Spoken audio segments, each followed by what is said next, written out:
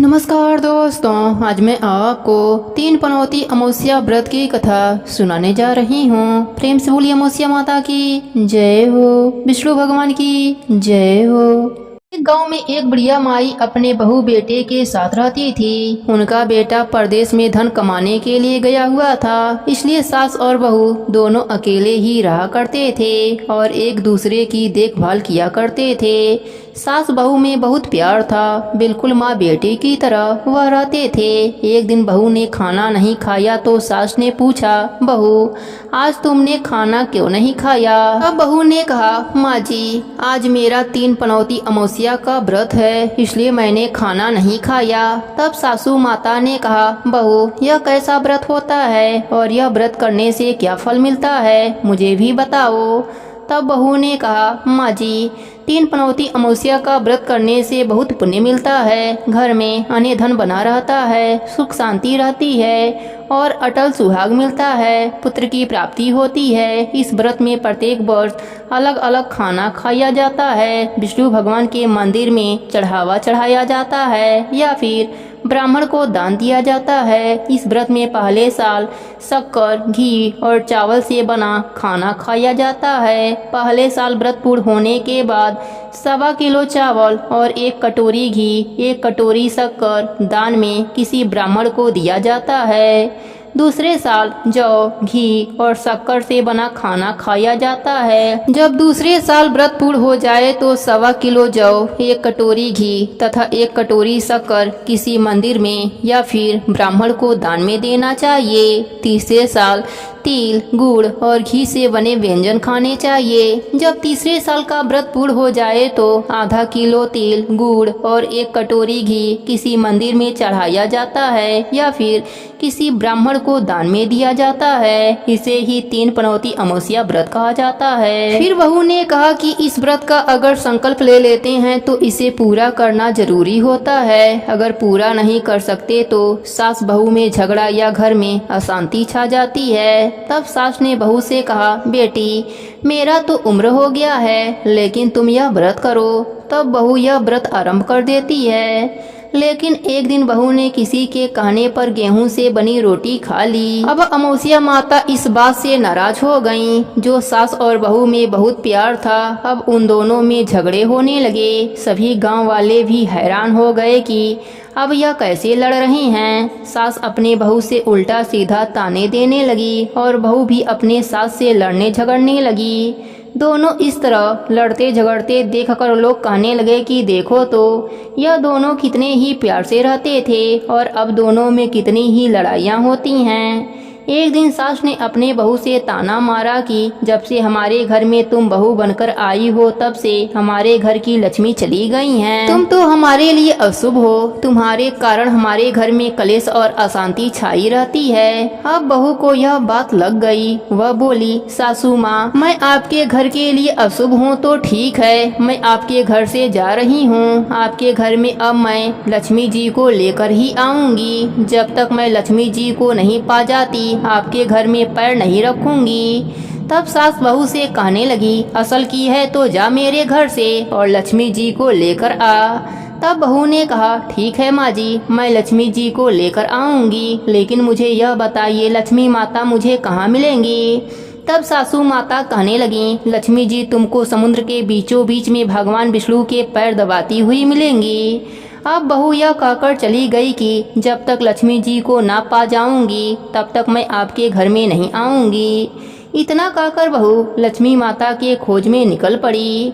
जब बहू लक्ष्मी माता को खोजने के लिए जा रही थी तब उसे बीच रास्ते में एक गाय मिलती है। वह बहू से पूछती है कि बेटी तुम कहाँ जा रही हो? तब बहू कहती है कि हे गाय माता, मेरी सासू माता मुझे कहती हैं कि मेरे आने से अन्न धन की कमी हो गई है और उनके घर की लक्ष्मी चली गई हैं, तो मैं लक्ष्मी माता को लेने के लिए जा रही हूँ। तब गाय माता ने कहा, बेटी अगर तुम जा ही रही हो तो भगवान से मेरे बारे में भी पूछ लेना। तब बहू बोलती है कि ठीक है गाय माता, बताओ मैं आपके बारे में क्या पूछूंगी। तब गाय माता बोलती हैं कि बेटी, मेरा जब भी बछड़ा होता है तो वह मर जाता है, जिंदा नहीं रहता। तो भगवान से पूछ लेना कि मेरे साथ ऐसा क्यों होता है, मैंने ऐसा कौन सा कर्म किया है जो मेरे साथ मेरी संतान नहीं रहती। बहू बोली, ठीक है गाय माता, मैं आपके बारे में जरूर पूछ लूँगी। और यह कहकर आगे चल देती हैं। आगे चलते चलते बहू को एक घोड़ी मिलती है जिसके गले में घंटी बंधी होती है। घोड़ी ने कहा, बेटी तुम कहाँ जा रही हो? तब बहू घोड़ी से कहती है, मेरी सासू माँ मुझे अशुभ कहती हैं, मेरे आने से उनके घर की लक्ष्मी चली गई हैं, मैं लक्ष्मी माता को ढूंढने के लिए जा रही हूँ। तब घोड़ी कहती है, बेटी मेरे दुख का कारण भी भगवान से पूछ लेना। तब बहू ने कहा, जरूर पूछ लूंगी, पर बताओ तो सही कि तुम्हें क्या दुख है। तब घोड़ी कहती है, मेरे गले में यह पट्टा बंधा रहता है, मैं इससे बहुत परेशान रहती हूँ। तब बहू कहती है, ठीक है मैं पूछ लूंगी। बहू आगे चल देती है। आगे जाने पर बहू को एक अंधा बहरा बुजुर्ग मिलता है। वह भी बहू से अपनी समस्या भगवान से पूछने के लिए कहता है। तब बहू उसे भी आश्वासन देकर आगे बढ़ जाती है। आगे चलते चलते बहू को एक बूढ़ी औरत मिलती है जो हाथ और पैर से अपाहिज होती है। वह भी बहू से कहती है कि बेटी तुम कहाँ जा रही हो? तब बहू कहती है कि मेरी सासू माँ मुझे अशुभ समझती हैं, मेरे आने से उनके घर की लक्ष्मी रूठ कर चली गई हैं, इसलिए मैं लक्ष्मी माता को खोजने के लिए जा रही हूँ। तब वह अपाहिज कहती है, जब तुम्हें भगवान मिले तो मेरे भी दुख का कारण पूछ लेना। बहू कहती है, ठीक है मैं पूछ लूंगी। इतना कहकर वह आगे चल देती है। अब चलते चलते बहू बहुत थक जाती है और एक पेड़ के नीचे बैठ जाती है। तब आम का पेड़ खुश होकर बहू से पूछता है कि बेटी तुम कहाँ से आ रही हो और कहाँ जा रही हो? तब बहू कहती है, मैं लक्ष्मी माता को खोजने के लिए जा रही हूँ। तब पेड़ भी अपनी समस्या भगवान से पूछने के लिए कहता है बेटी मेरे पेड़ पर लगे आम खट्टे क्यों रहते हैं, इस बारे में भगवान से जरूर पूछ लेना। तब बहू उसकी भी समस्या लेकर आगे बढ़ जाती है। अब आगे बहू को एक नदी मिलती है। वह नदी बहू से कहती है कि हे बेटी तुम मेरा भी समस्या भगवान से पूछ लेना कि मेरी तलहटी का पानी इतना मैला क्यों रहता है, कोई भी इसे नहीं पीता है। तब बहू कहती है, जरूर पूछ लूंगी। इतना कहकर आगे बढ़ जाती है। बहुत दिन जंगल में चलने से बहू थक जाती है। अब बहू को भूख भी लग जाती है, लेकिन बहू को खाने के लिए कुछ नहीं मिलता। अब वह इतनी थक जाती है और भूख के कारण बेहाल हो जाती है और वहीं जंगल में बेहोश होकर गिर जाती है। उसी समय भगवान विष्णु लक्ष्मी माता के साथ वहां से गुजर रहे होते हैं। तब माता लक्ष्मी विष्णु भगवान से कहती हैं, हे नाथ यह आपकी बहुत बड़ी भक्त है, आप इसके दुखों का निवारण करो। तब भगवान विष्णु कहते हैं कि इस संसार में बहुत जीव दुखी हैं, सभी को अपने कर्मों का फल भोगना ही पड़ता है। वह किस कर्म के फल भोग रहे हैं, किस किस के दुख का निवारण करूं? तब माता लक्ष्मी ने विष्णु भगवान से विनती करी और कहा, वह भूखी प्यासी है और इसे ऐसे ही यहाँ पर छोड़ दिया तो जंगली जानवर इसका शिकार बना लेंगे। माता लक्ष्मी की बात सुनकर भगवान विष्णु एक साधु का भेष धारण करते हैं और बहू के पास पहुंच जाते हैं और होश में लाते हैं।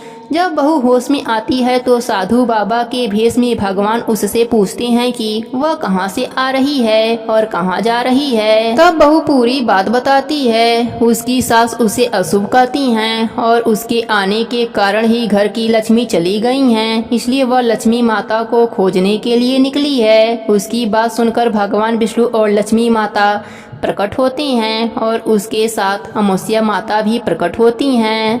बहू उनके चरणों में गिरकर वंदना करती है, बार बार नमस्कार करती है और उनके चरणों में गिरकर धन्यवाद देती है, जो मुझे भगवान आपने साक्षात दर्शन दिए। अमावस्या माता बहू से कहती हैं कि बेटी तूने मेरे व्रत को खंडित किया है, इसी की सजा तुम्हें मिली है, लेकिन अब तुम्हें मैं माफ करती हूँ। अब तुम घर चली जाओ, तुम्हारा घर अन्य धन से संपन्न होगा, तुम्हारा घर सुंदर महल में बदल जाएगा। तुम्हारी सभी मनोकामनाएं पूर्ण हो जाएंगी। इस पर बहू कहती है, मुझे रास्ते में गाय मिली थी, उसको यह समस्या है, यह कैसे दूर होगा, उसका दुख भी दूर कीजिए। तब भगवान विष्णु बोलते हैं, जो गाय मिली थी तुमको, उसका बछड़ा नहीं रहता है। उस गाय ने कभी भी अपना दूध किसी दुखियारी को नहीं पिलाया, इस वजह से उसका बछड़ा जिंदा नहीं रहता है। अगर तुम उसका दूध पी लोगी तो उसके बछड़े जिंदा रहने लगेंगे। तब बहू घोड़ी के बारे में पूछती है कि उसको भी यह दुख है, इसका दुख दूर कीजिए। तब भगवान विष्णु कहते हैं कि घोड़ी पिछले जन्म में आटा पीसने वाली महिला थी। वह किसी को आटा पीसकर नहीं देती थी, इसलिए उसके गले में चक्की के पाट बंधे रहते हैं। तुम उसके पाट को खोल देना, वह बिल्कुल ठीक हो जाएगी। तब बहू बुजुर्ग के बारे में भगवान से पूछती है। तब भगवान कहते हैं, वह बुजुर्ग कभी भी भगवान के मंदिर में नहीं गई और ना कहीं उसने कभी भगवान के भजन सुने। तुम उसको मंदिर ले जाना और भगवान के दर्शन करवा देना, वह ठीक हो जाएगा। तब बहू बुजुर्ग महिला के बारे में पूछती है और ठीक होने का उपाय पूछती है। तब भगवान कहते हैं कि जो बुजुर्ग महिला तुम्हें मिली थी, उसने कभी भी अपने जवानी में कोई दान पुण्य नहीं किया, इसलिए उसको यह सजा मिली है। तुम उसके हाथों से दान करवा देना तो उसकी विकलांगता दूर हो जाएगी। फिर बहू आम के पेड़ के बारे में विष्णु भगवान से पूछती है। तो भगवान विष्णु कहते हैं कि उस आम के पेड़ ने कभी किसी बच्चे को अपने आम नहीं खाने दिए, इसलिए उसके सभी आम खट्टे रहते हैं। तुम उस पेड़ का आम खा लेना, फिर उस पेड़ पर मीठे फल आने लगेंगे। फिर बहू नदी के पानी के बारे में विष्णु भगवान से पूछती है। तब विष्णु भगवान कहते हैं कि जो नदी है, तलहटी है नदी की, वह पिछले जन्म में देवरानी और जेठानी थी। वह हमेशा लड़ती झगड़ती रहती थी, इसलिए उनका पानी मैला है। तुम ऐसा करना, उसका पानी पी लेना, फिर वह पानी शुद्ध हो जाएगा। बहू ने भगवान विष्णु, लक्ष्मी माता और अमावस्या माता को प्रणाम किया और अपने घर की तरफ चल पड़ी। रास्ते में जो जो मिलता गया उन्हें सभी उपाय बताती गई। सभी उसे आशीर्वाद देते हैं और घर जाते ही उसका घर एक सुंदर महल में परिवर्तित हो जाता है तथा घर में अन्य धन का भंडार भर जाता है। अब बहू सास से कहती है, सासू माँ, आपने सच ही कहा था, मैं आपके लिए अशुभ हूँ। मेरे जाने के बाद ही आपके घर लक्ष्मी जी आई हैं। अब आप यहाँ पर आराम से रहिए, अब मैं मरने के लिए जा रही हूँ। तब सासू माँ ने कहा, नहीं बेटी, यह सब तो तुम्हारे ही 3 पनौती अमावस्या के व्रत का फल है जो हमें मिला है। तुम यहीं पर रहोगी, कहीं नहीं जाओगी। तुम तो मेरे घर की गृह लक्ष्मी हो, तुम्हारे कारण ही तो यह सब वैभव हमें मिला है। अब सास बहू दोनों मिलकर खुशी खुशी से रहने लगते हैं। बहू अपने गलती के लिए अपने सास से क्षमा मांगती है कि यह सब अमावस्या माता के नाराज होने के कारण हो रहा था। सास भी बहू की बातों को समझती है और एक दूसरे को माफ करके खुशी खुशी से रहने लगते हैं। अब उनका बेटा भी परदेश से लौट आया और घर में यह सब वैभव देखकर उसे अपनी आंखों पर विश्वास न हुआ, क्योंकि वह तो इसी दरिद्रता को दूर करने के लिए परदेश में पड़ा हुआ था कि वहां पर रहेगा तो कुछ कमाई कर लेगा। तब उसकी माँ उसको सारी बातें बताती है कि कैसे 3 पनौती अमावस्या का व्रत करके तेरी पत्नी यह सब वैभव प्राप्त करी है। यह सब व्रत के प्रभाव से ही संभव हुआ है। बहू के वजह से ही लक्ष्मी माता की कृपा हमारे ऊपर हुई है। 3 पनौती व्रत करने से सारे दुख दूर हो जाते हैं। इस तरह वह लोग खुशी खुशी से रहने लगे। 3 पनौती अमावस्या के व्रत से जैसे सास बहू के दिन बदले, वैसे ही व्रत करने वालों के, कथा सुनने वालों के और कथा कहने वालों के दिन भी अमावस्या माता बदलना। सबके घरों में लक्ष्मी जी का वास हो, अन्नपूर्णा माता का वास हो। प्रेम से बोलिए अमावस्या माता की जय हो, विष्णु भगवान की जय हो। अब सुनते हैं व्रत को पूर्ण करने वाले गणेश भगवान की कहानी। प्रेम से बोलिए गणेश भगवान की जय हो। बहुत पुरानी बात है। एक गांव में एक सेठ सेठानी रहते थे। वह बहुत ही धार्मिक प्रवृत्ति के थे। वह दोनों गणेश भगवान के अनन्य भक्त और जरूरतमंदों की सेवा में हमेशा तत्पर रहते थे। उनका बहुत बड़ा परिवार था, परंतु उनका कोई भी संतान न थी। सारा परिवार उनसे बहुत प्यार करती थी, पर कभी कभी काना फूसी भी करते रहते थे कि सेठानी बांझ है। इस बात से दोनों बहुत ही दुखी रहते थे। एक समय की बात है, सेठ सेठानी गणेश जी के मंदिर में पूजा कर रहे थे। पूजा करने के बाद वह मंदिर से बाहर आए कि मंदिर की सीढ़ियों पर एक 4-5 साल का बच्चा बैठा रो रहा है। सेठ जी ने चारों तरफ देखा कि बच्चे के माता पिता कहीं आसपास होंगे, परंतु उन्हें कोई भी दिखाई नहीं दिया। वह उस बच्चे को पुजारी जी के पास लाए और बोले, बाबा, यह बच्चा अकेला है, इसके माँ बाप कहीं भी दिखाई नहीं दे रहे हैं। शाम हुई तो पुजारी जी बोले, सेठ जी, आप इस बच्चे को घर ले जाइए। यदि कोई इस बच्चे को खोजता हुआ आएगा तो मैं उसे आपके घर भेज दूंगा। सेठ सेठानी बहुत ही खुश हुए और उस बालक को अपने घर लाए। जब कई महीनों तक उस बालक को कोई भी लेने नहीं आया तो सेठानी ने उस बच्चे को गोद लेने का मन बना लिया और गांव के सरपंचों से सलाह से गोद भी ले लिया। उस बच्चे का नाम गणेशा रख दिया। ऐसे ही कई वर्ष बीत गए। एक दिन एक ठग पति पत्नी उस गांव में आए और गणेश भगवान के मंदिर के सीढ़ियों पर जा बैठे। वह दोनों उस गांव के सबसे अमीर आदमी को ठगने की योजना बनाने लगे। तभी पुजारी जी उन्हें सीढ़ियों पर बैठा हुआ देखा तो पूछा, क्यों भाइयों, यहाँ किस कार से बैठे हो? उन दोनों ने कोई भी जवाब नहीं दिया। तब पुजारी जी ने कहा, क्या आपका बच्चा खो गया है? दोनों ठग पति पत्नी एक स्वर में बोले, हाँ हाँ, मेरा बच्चा खो गया है। पुजारी ने पूछा, कितने समय की बात है? वह दोनों अनजाने में बोले, यही कोई 4-5 साल की बात है। पुजारी जी बोले, उदास मत होइए, यहीं इसी गांव में एक सेठ के घर में बच्चा है, वहीं ठाट बाट से पल रहा है। पुजारी जी उन दोनों के सेठ के घर ले गए। तब सेठ सेठानी को पता चला कि गणेशा के असली माता पिता आ गए हैं, तो दोनों बहुत ही दुखी हो गए, फूट फूट कर रोने लगे। किसी तरह अपने को संभालते हुए सेठ जी बोले, ठीक है, अभी तो बहुत रात हो गई है, कल सुबह होते ही गणेशा को ले जाना। ठग पति पत्नी तो यही चाहते थे। सेठ ने उन दोनों को अतिथि गृह में ठहरा दिया। अब दोनों चोरी की योजना बनाने लगे। इधर गणेशा से जुदा होने का गम सेठ सेठानी को सता रहा था, जिसके कारण उन्हें नींद नहीं आ रही थी। इधर ठग सभी कमरों की तलाशी लेने लगे। तलाशी लेते हुए तिजोरी वाले कमरे में पहुंच गए। आवाज सुनकर घर के नौकर की नींद खुल गई। तब नौकर ने देखा कि दोनों अतिथि तिजोरी वाले कमरे में कुछ खोज रहे हैं। नौकर ने नियत भांप लिया और बाहर से कमरे का दरवाजा बंद कर लिया। फिर जोर जोर से चिल्लाने लगा, चोर चोर। घर के सभी सदस्य इकट्ठे हो गए। सेठ जी ने दरवाजा खोलकर देखा तो कहा, यह दोनों तो चोर हैं, हम इन्हें गणेशा को नहीं दे सकते।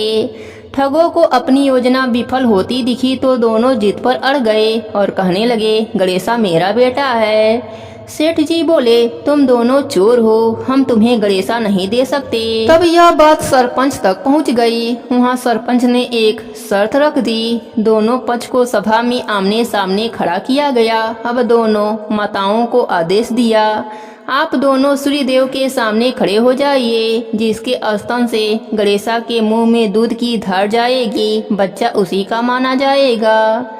तब श्री गणेश जी की कृपा से सेठानी के स्तन से गणेशा के मुंह में दूध की धार जाने लगी।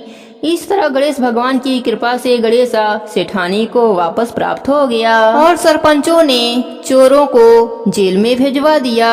हे गणेश जी महाराज, जैसी कृपा आपने सेठ सेठानी पर करी, वैसी ही कृपा आप अपने सभी भक्तों पर करना। कहानी अधूरी हो तो पूरी करना, पूरी हो तो मान रखना। प्रेम से बोलिए गणेश भगवान की जय हो।